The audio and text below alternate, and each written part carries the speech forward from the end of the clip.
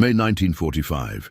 The USS transport ship cut through the Atlantic waves, carrying cargo the American military kept under tight security. 14 German generals, captured from the highest ranks of the Wehrmacht, stood on deck in their worn uniforms, watching the horizon. They expected prison, they expected punishment. They had no idea they were about to witness something that would shatter everything they believed about the war they'd just lost. Before we discover what happened next, tell us where you're watching from. Stories like these connect us across borders and generations, and we love to know where our dear viewers are watching this unfold. General Lieutenant Klaus Weber, 52 years old, gripped the ship's railing with hands that had once commanded 30,000 men. His iron-grey hair was still neatly combed despite weeks of captivity. But it wasn't pride that made his fingers white against the metal. It was the secret folded in his jacket pocket. A letter from his son, Heinrich, a lieutenant still fighting somewhere in the ruins of Berlin. Heinrich didn't know his father had been captured. He didn't know Klaus had already decided to tell the Americans everything. "You're thinking about him again," General Otto Brenner said, joining Klaus at the railing. Otto's face bore scars from the Eastern Front, and his voice carried the weariness of 4 years in hell. "Every father thinks about his son," Klaus replied, his accent thick but his English practiced. "Every father doesn't carry letters that could get both of them executed for treason." Klaus's jaw tightened. "The war is over, Otto. We lost. How much more blood must—" "The war isn't over until the Führer says it's over. The Führer is dead or dying in a bunker. Open your eyes." Otto leaned closer, his voice dropping to a whisper. "There are 6 generals on this ship who would kill you themselves if they knew what you're planning. Werner is already suspicious. He watches you." Klaus glanced across the deck where General Fritz Werner stood, his eyes indeed fixed in their direction. Werner had been Gestapo before the war, and those instincts never died. "Let him watch," Klaus said. "I'm not afraid anymore." "Then you're a fool. We may be prisoners, but we're still German officers. We still have honor." "Honor?" Klaus pulled the letter slightly from his pocket, just enough for Otto to see the worn paper. "My son wrote this 3 weeks ago. He asked if God would forgive us for what we've done. What do I tell him, Otto? That honor excuses everything." Otto's scarred face twisted. "Put that away before—" "Generals!" An American officer approached, young and crisp in his uniform. "We'll be docking in 1 hour. Prepare your men." As the officer walked away, Otto grabbed Klaus's arm. "Whatever you're planning, don't. Not yet. Let's see what they show us first." "Show us? You think they're bringing 14 generals to America just to put us in cages? They want something. Let's find out what before you destroy yourself." Klaus looked back at the horizon, where the shores of America were beginning to take shape. Massive ships lined the harbor, more than he'd ever seen in one place. Cranes lifted equipment that looked like entire factories. Trucks rolled in formations that stretched beyond sight. "Mein Gott," Otto whispered beside him. The other generals had gathered at the railing now, all staring in silence. General Werner pushed through them, his face pale. "This isn't possible," Werner said. "Intelligence said American production was exaggerated. Propaganda." "Intelligence lied," Klaus said quietly. "Or we lied to ourselves." The ship drew closer, and the scale became impossible to deny. Rows of brand-new Sherman tanks gleamed in the sun, hundreds of them, perhaps thousands.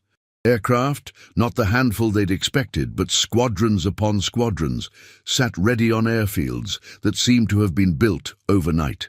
Supply depots stretched for miles, stacked with crates and equipment that dwarfed anything the Wehrmacht had ever assembled. "How long have they been building this?" General Hoffmann asked, his voice cracking. Klaus didn't answer. He was watching a factory on the shore, its chimneys pumping smoke, its yard filled with half-assembled bombers. A sign read, B-29 Production Facility Number 3. Number 3. "They have more of these," Klaus said. "This is just one." Werner turned away from the railing, his face grey. "We never had a chance, did we?" For the first time since his capture, Klaus felt the full weight of the truth. The letter in his pocket suddenly seemed irrelevant. His son's question, whether God would forgive them, had a darker answer now. They hadn't just lost the war. They'd never been fighting one they could win. "Dock in 10 minutes, the American officer called. "Stay together and follow instructions." Klaus looked at Otto, whose scarred face had gone slack with recognition. Around them, 14 generals who had commanded armies stood frozen, watching an industrial might that made their entire war effort look like a village workshop. "What do we do now?" Otto whispered. Klaus pulled the letter from his pocket and stared at his son's handwriting one last time. Then he made a decision that would change everything. "We tell them the truth," Klaus said. "All of it." Werner's head snapped around. "What did you say?" But before Klaus could answer, the ship's horn blasted, and armed guards began moving toward them. One carried a folder with their names, and Klaus saw his own file was marked with a red tab. They already knew. Somehow the Americans already knew. The generals were separated the moment they stepped onto American soil. Klaus found himself in a black sedan, flanked by 2 silent soldiers, driving through streets that looked untouched by war. Children played on sidewalks. Shops had full windows. People laughed. "Where are you taking me?" Klaus asked in English. The soldier to his right glanced at him. "Fort Hunt, sir. You're not going to a prison camp. You're going to a conversation." "What kind of conversation?" "The kind where you tell us everything about Operation Valkyrie, the July 20th plot, and who else in the Wehrmacht wanted Hitler dead." Klaus's blood turned cold. The letter. Heinrich had mentioned Valkyrie, the failed assassination attempt on Hitler. Klaus had been peripherally involved, not enough to be executed, but enough to know names. Otto was right. The Americans didn't want just prisoners, they wanted intelligence. The car passed a shipyard where workers assembled destroyers like they were toys. Signs advertised war bonds. A banner read, "Fourth War Loan Drive. Buy more bonds." Fourth, Klaus thought. They're still raising money, still expanding. "How many factories do you have?" Klaus asked. The soldier almost smiled. "Enough." They drove for 2 more hours, leaving the city behind. The facility appeared without warning, a cluster of buildings hidden by trees, surrounded by fences that hummed with electricity. Guards checked papers at 3 separate checkpoints. Inside, Klaus was led to a small room with a table, 2 chairs, and a window that showed nothing but woods. An American colonel entered, carrying a thick folder. "General Lieutenant Weber," the colonel said, sitting across from him. His German was flawless. "My name is Colonel Harrison. I studied at Heidelberg before the war. Beautiful city. I hope it survived." "It didn't." "I'm sorry to hear that." Harrison opened the folder. "I'm going to be direct with you, General. We know about your son, Heinrich. We know about his letters. We know he was part of the resistance movement in Berlin." Klaus's heart stopped.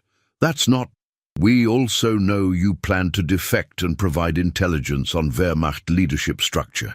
You were going to do it tomorrow, actually. We've been reading your letters for 3 weeks." The room tilted. They'd been reading— "How?" "We have people inside Berlin still. Your son's network was compromised 2 months ago. He doesn't know yet, but he will soon." Harrison leaned forward. "Unless we extract him first." Klaus gripped the table. "Extract him? He's in Berlin. The Russians are being very cooperative when properly incentivized. We can get your son out, General Weber, but we need something from you first." "Anything." "Tell me about the other generals on that ship. Which ones are still loyal to Nazi ideology?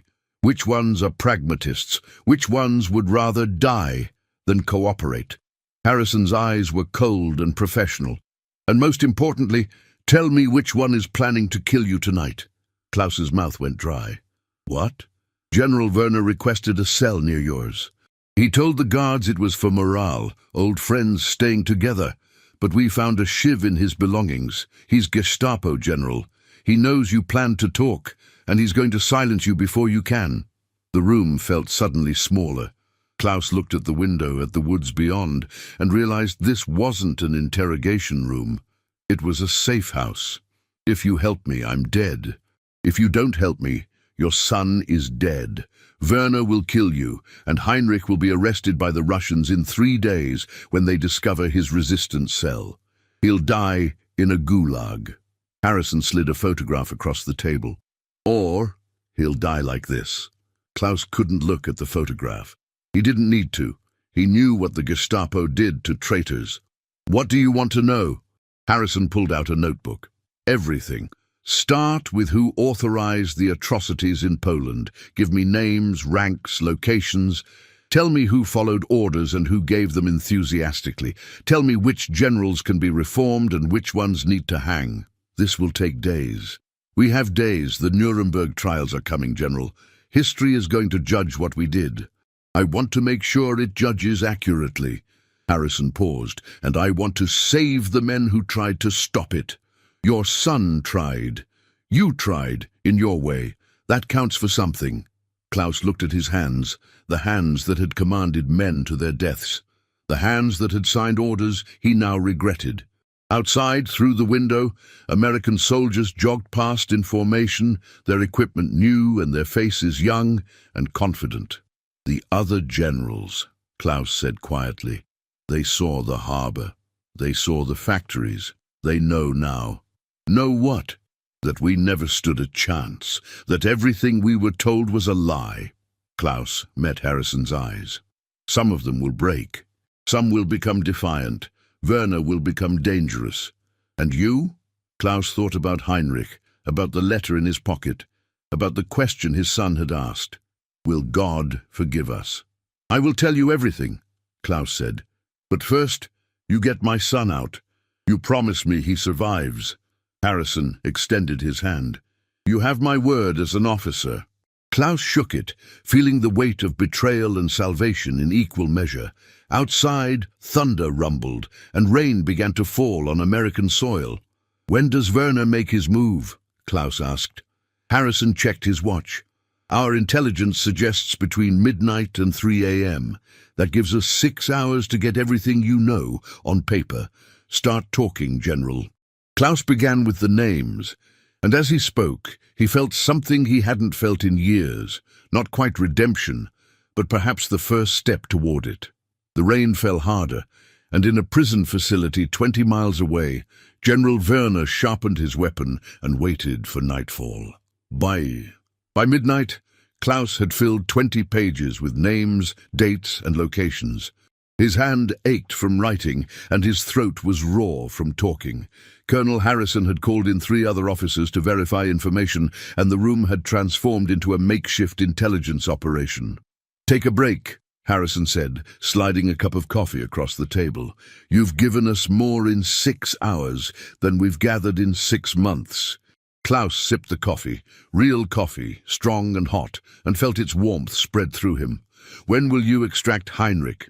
Team deploys at dawn. They'll be in Berlin by tomorrow evening.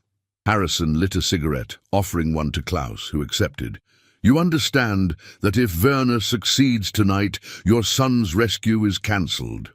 I understand. And you understand that we're using you as bait. Werner has to make his move. We need to catch him in the act to justify keeping the generals separated. Otherwise, they'll demand to be housed together, and we lose control. Klaus exhaled smoke slowly. You're asking if I'm willing to die to catch a murderer and save my son. I'm asking if you trust us to keep you alive. Through the window, Klaus could see guards patrolling with flashlights, their routes deliberate and overlapping. This wasn't a prison, it was a fortress. But Werner was Gestapo, and the Gestapo always found a way. I trust you'll try, Klaus said. A knock interrupted them. A young lieutenant entered, holding a telegram. Sir, Berlin station confirms Heinrich Weber is still alive and at his last known location, the safe house on Schönhauser Allee. Klaus's eyes closed in relief. Still alive. For now. Tell the extraction team to prioritize speed over stealth, Harrison ordered. I want him on a plane before the Russians realize what's happening. The lieutenant saluted and left. Harrison turned back to Klaus. Let's talk about General Werner. How long have you known him? Since 1938. He was assigned to assess officer loyalty after the Anschluss, Austria, you call it. He found 32 officers with questionable dedication to the Reich. 28 disappeared within a month. What happened to the other 4? They became informants. Klaus stubbed out his cigarette. I was one of them. Harrison's expression didn't change, but Klaus saw the calculation behind his eyes. You informed for the Gestapo. I informed to stay alive, to keep Heinrich safe. Every month Werner would ask me about other officers, who complained, who questioned orders, who looked troubled after reading casualty reports. I gave him names of men who were already under suspicion, men I couldn't save anyway. How many men did you condemn? 12, over 6 years. Klaus's voice was steady, but his hands shook. 12 men died because I was a coward. Harrison was quiet for a long moment. And now Werner thinks you'll inform on him. Werner knows I'm the only one who can prove he operated outside official Gestapo channels. He ran private executions, disappeared people without trials or records. He kept lists. Klaus leaned forward. If those lists surface at Nuremberg, Werner hangs. If I testify about what I witnessed, Werner hangs. He has to kill me. Where are the lists? Hidden. Werner moves them constantly. But I know his system. I can tell you how to find them. Harrison's eyes gleamed. Those lists could implicate dozens of officers, maybe hundreds. Thousands, Klaus corrected. Werner was thorough. He documented everything. Names, dates, methods. He was proud of his work. Then we need you alive to testify. Harrison stood. I'm moving you to a secure wing. Werner won't get close. No, Klaus stood as well. If you move me, Werner will know you're protecting me. He'll realize I've talked. He'll destroy the lists and disappear the evidence. You want us to leave you exposed? I want you to catch him with the weapon in his hand and the intent clear. Then, when he breaks, you offer him a deal. Immunity for the location of the lists. Harrison shook his head. You're suggesting we let a Gestapo officer attempt to murder you, stop him at the last second, and then negotiate with him? Yes, that's insane. That's justice. Klaus met his eyes. Werner has killed for 12 years without consequence. Let him try one more time and fail. Let him know what it feels like when the blade doesn't fall his way. Outside, a bell tolled once. 12:30 a.m. Somewhere in the facility, Werner was moving. Harrison walked to the door, then paused. If this goes wrong, it won't. Werner is predictable. He'll come between 2 and 3 a.m. during guard rotation. He'll use the ventilation shaft in the east wing. It's the only route that avoids cameras. He'll enter through the ceiling panel above my bed. Klaus's voice was cold with certainty. I've watched him kill before, Colonel. I know his pattern. How do you know he'll use that route? Because I would. And Werner trained me. Harrison studied him for a long moment, then nodded. I'll have men stationed in the crawl space and in the adjacent cell. The moment he makes physical contact, we move. No, the moment the blade touches skin, not before. General Weber, not before. He has to commit fully, otherwise his lawyers argue intent was unclear and he walks on a technicality. Klaus sat back down. I didn't survive 4 years of war to let him escape on paperwork. Harrison left without another word. Klaus was alone with the coffee, the cigarettes, and the 20 pages of testimony that had sealed Werner's fate and possibly his own. At 1 a.m., they moved him to the cell. Small, sparse, with a single cot and a ceiling panel that was slightly askew. Klaus lay down fully clothed, his eyes on that panel, and waited. At 1:47 a.m., he heard the first scrape of metal on metal. Someone was in the ventilation shaft. At 2:15 a.m., the ceiling panel shifted 1 inch to the left. At 2:33 a.m., Klaus saw fingers grip the panel's edge. And at 2:34 a.m., General Fritz Werner dropped silently into the cell, a sharpened piece of metal gleaming in his hand. His eyes locked on Klaus, with the cold professionalism of a man who had done this 100 times before. Klaus didn't move. He barely breathed. He just stared at Werner and whispered the only words that mattered. "Hello, Fritz. I've been waiting for you." Werner froze, the shiv hovering 6 inches above Klaus's chest. "You knew." "I've always known." Klaus remained perfectly still, his voice calm despite the weapon poised to end his life. "The question is, do they know?" Werner's eyes flicked to the door, to the walls, searching for cameras or hidden soldiers. "You're bluffing. If they knew, they'd have stopped me already. Or maybe they're waiting. Maybe they want to see how far you'll go." Klaus kept his breathing steady, fighting every instinct that screamed to move, to roll, to fight. "How many men have you killed like this, Fritz?" "In cells, in darkness, while they slept?" 63. Werner's voice held no shame, just calculation. "You'll be 64. The last one. Then I disappear into American bureaucracy, become a consultant, trade secrets for immunity. They need me. They need you dead. You're a liability. Then why did they let me get this far?" Werner leaned closer, the shiv's point now touching Klaus's shirt. "Because you haven't told them where the lists are. They think I'm the only one who knows." Klaus felt the metal's pressure against his ribs, sharp and cold. "You're wrong."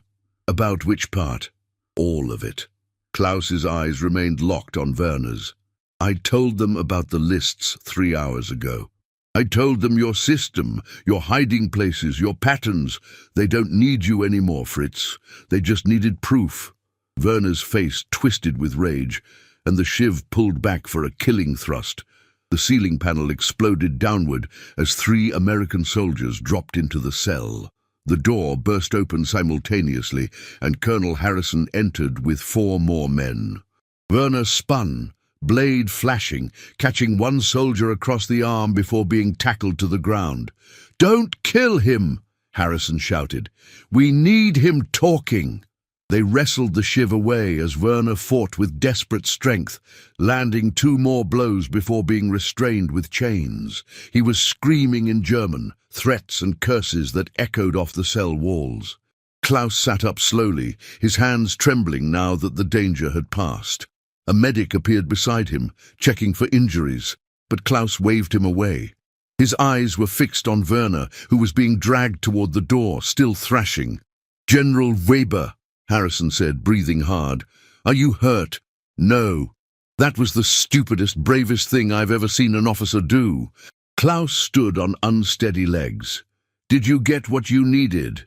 "We recorded everything. His confession to 63 murders, his admission about the lists, his attempt on your life. His lawyers can't explain this away." Harrison signaled to his men. "Take him to isolation. Maximum security. I want guards on 8-hour rotations. No one person alone with him. Ever." As they dragged Werner past Klaus, the Gestapo officer stopped struggling. His eyes met Klaus's with pure hatred. "Your son is dead. My people in Berlin." "Your people in Berlin were arrested this morning," Harrison interrupted. "Your network is gone, Werner. You're the last one." Werner's face went pale. "That's impossible. I had contingencies." "Had." Harrison nodded to the soldiers. "Get him out of my sight." They hauled Werner away, his screams fading down the corridor. Klaus sat back on the cot, suddenly exhausted. The adrenaline was draining, leaving only the bone-deep fatigue of a man who had just gambled his life and won. "The lists," Klaus said quietly. "Werner has 3 hiding places. I'll need a map and 6 hours. I can lead you to all of them. After you sleep. After you confirm Heinrich is safe, not before." Harrison sighed but nodded. "Berlin station will report in 4 hours. Until then, you're moving to a real room with a real bed and a locked door. No more bait operations." Klaus almost smiled. "Was I good bait?" "Terrible. You talk too much." Harrison helped him to his feet. "But effective. Werner's testimony about the lists will break open cases we've been investigating for months. Hundreds of war criminals who thought they'd erased their tracks. They walked through corridors lined with cells, passing other German generals who watched through bars with suspicious eyes. Klaus recognized Hoffmann, Otto, and 3 others. Otto's expression was complicated, relief mixed with something that might have been respect. The others know I cooperated, Klaus asked. They know Werner tried to kill you. They don't know why yet. We'll keep it that way until your son is safe. They reached a room with a window, a bed with real sheets, and a guard posted outside. Klaus sat heavily, his body finally registering the strain of the night. "Colonel," he said, as Harrison turned to leave, "when this is over, when Heinrich is safe and the trials are finished, what happens to me?" Harrison paused at the door. "That depends on what the testimony reveals about your actions during the war. You informed for the Gestapo. That's collaboration, even if it was coerced. 12 men died because of you. I know. But you also tried to stop it. You protected others when you could. You planned to defect. And tonight, you helped us capture a man who would have killed dozens more witnesses before we found him." Harrison's expression was unreadable. "You're not innocent, General Weber, but you might be redeemable. We'll see." He left, and Klaus was alone with his thoughts and the approaching dawn. Through the window, he could see the American base waking up, soldiers jogging, trucks delivering supplies, the endless machine of American productivity that had overwhelmed the Wehrmacht without them even understanding the scale. They had lost the war before it began. All the courage, all the sacrifice, all the death, it had been mathematically impossible from the start. And men like Werner had known it, had kept fighting anyway, had killed anyone who suggested surrender. Klaus pulled Heinrich's letter from his pocket one more time, reading his son's words by the growing light. "Father, do you think God forgives soldiers?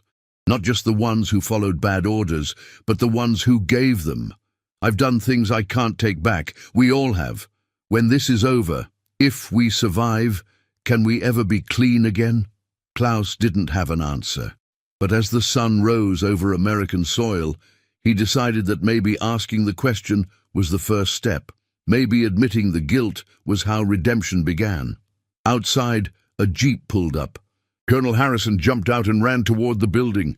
Klaus's heart seized. Something had happened. The door burst open.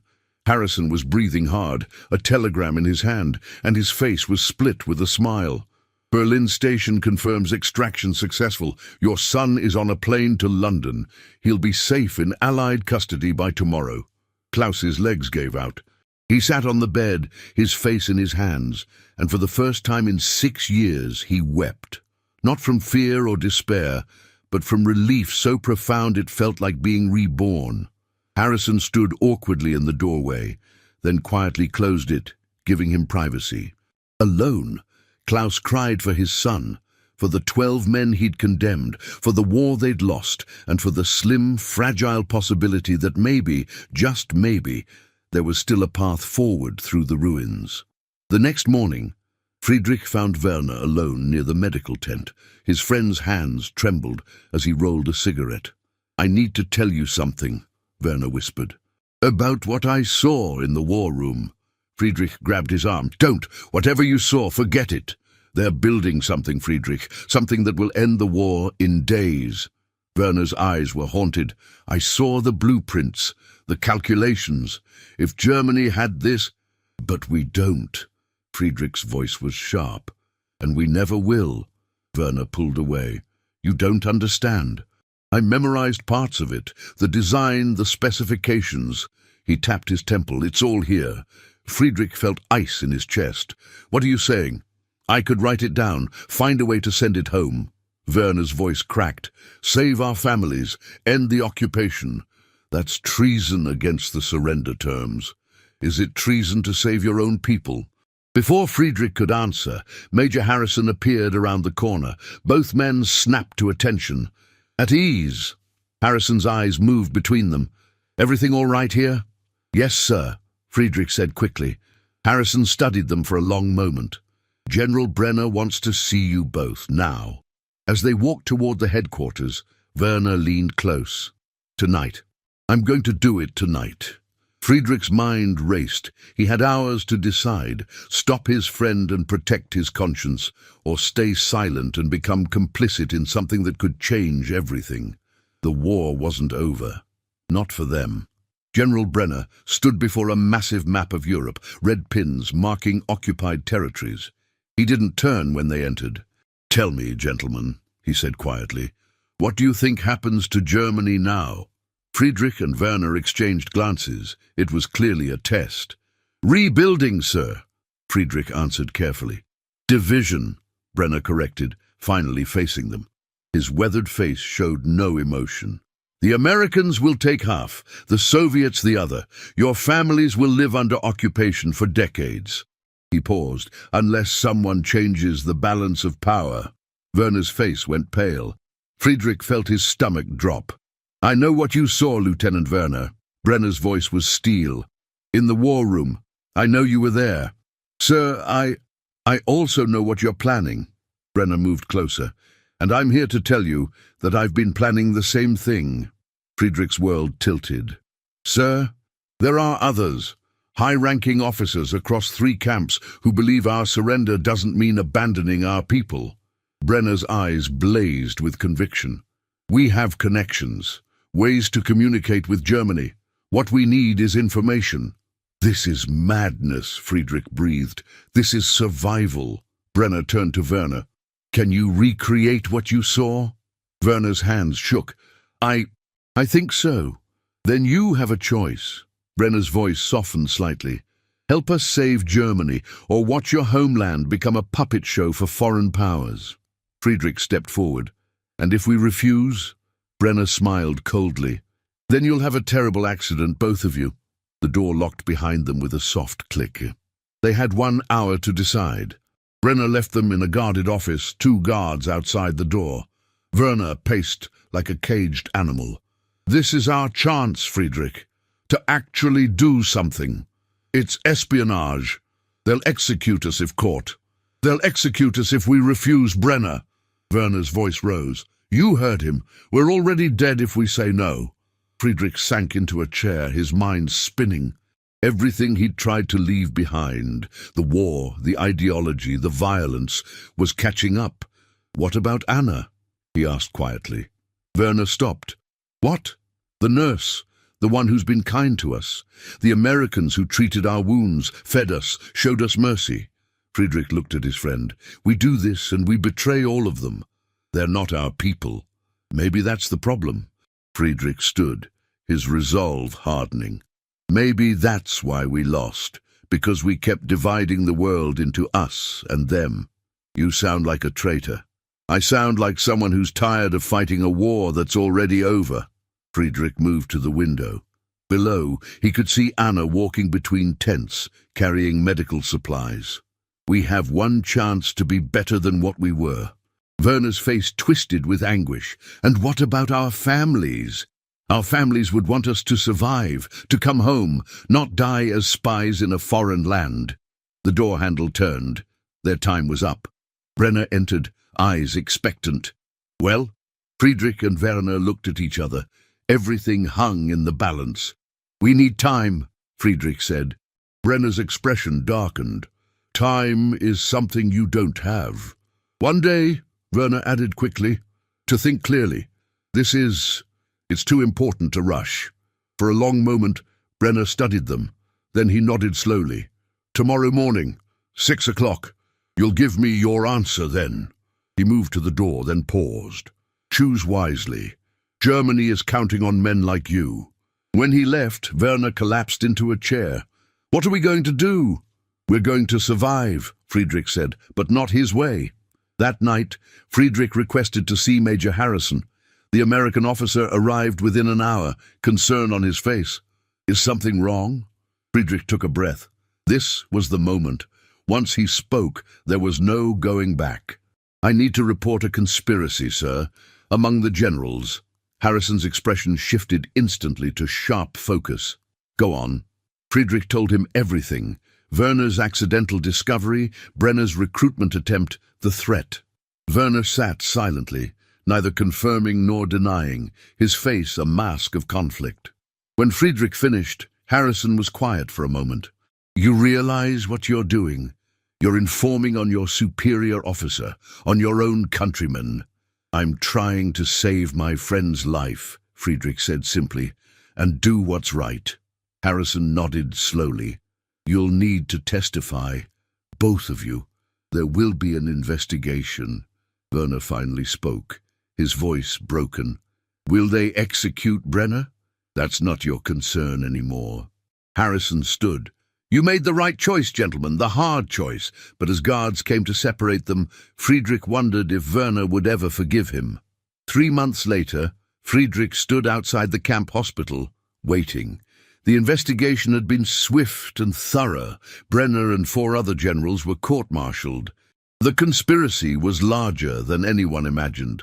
Networks spanning multiple camps, secret communications with Germany, plans for post-war sabotage. Friedrich and Werner's testimony had been crucial. It had also made them pariahs among many prisoners. Anna approached, her nurse's uniform crisp in the autumn sunlight. He's ready to see you. Werner had been moved to the medical facility after a breakdown during the trial. For weeks, he wouldn't speak to anyone, especially Friedrich. Inside, Werner sat by a window, thinner than before. He didn't look up when Friedrich entered. I brought you something, Friedrich said, placing a letter on the table. From home. The Red Cross finally got through. Werner's hand trembled as he reached for it. He read in silence, tears streaming down his face. Finally, he looked up. My mother is alive. My sister, too. They're safe. Friedrich felt his throat tighten. I'm glad. The letter says, they're grateful the war is over, that I'm safe. Werner's voice cracked. She says she's proud I survived. They sat in silence, the weight of everything unspoken between them. I thought I was saving them, Werner finally whispered. But maybe you saved us instead. Friedrich reached across, gripping his friend's shoulder. Outside, American soldiers drilled in formation. Soon, they would all go home, not as enemies, but as witnesses to a war that changed everything. The real victory, Friedrich realized, wasn't in weapons or secrets. It was in choosing humanity when hatred was easier. We're going to be all right, he told Werner. Both of us. And for the first time in months, he believed it.